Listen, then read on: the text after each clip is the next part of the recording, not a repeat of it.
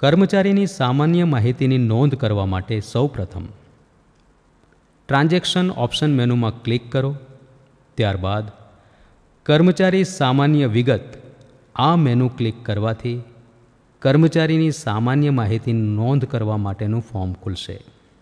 કર્મચારીની સામાન્ય માહિતીની નોંધ કરવા માટે ઉમેરો બટન પર ક્લિક કરો. ત્યારબાદ કર્મચારીનું નામ પસંદ કરો. કર્મચારીની જાતિ પસંદ કરો. કર્મચારીની જન્મ તારીખ લખો.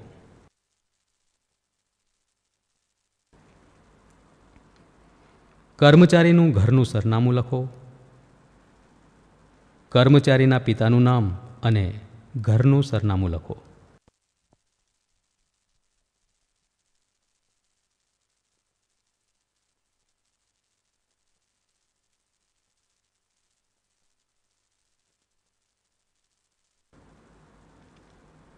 જો કર્મચારીનું કંઈ પણ નિશાન હોય તો તે લખો.